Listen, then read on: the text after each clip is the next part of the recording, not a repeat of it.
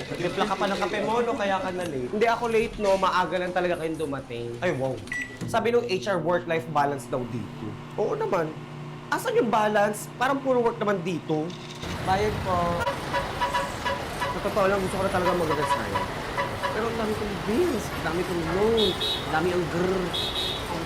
Isa pa yung jowa ko, te, hindi ko na siya maramdaman. Ay, wow. Though, matitiis ko yung walang lambing, pero yung walang kape, hindi ko kaya. Teka lang ha, yung rant mo sa isang araw, 8. Yung kape mo, 8 rin? Remind lang po kita ha, tubig po yung 8 glasses per day, hindi coffee. Eh, hindi kasi ako nagpa-function kapag hindi ako nakapagkape. Ano ba yung kape mo? Itong Top Cafe Palm Sugar.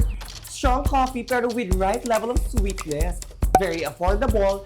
2 plus 1 free pack for only 5 pesos per cup. Pero quality. The best pa kapag iced coffee. Try mo rin. Sige, timplahan mo ako, pero last muna yung kape mo today ha. Bakit? Aba, baka tumagos ka na sa office pagpasok mo bukas.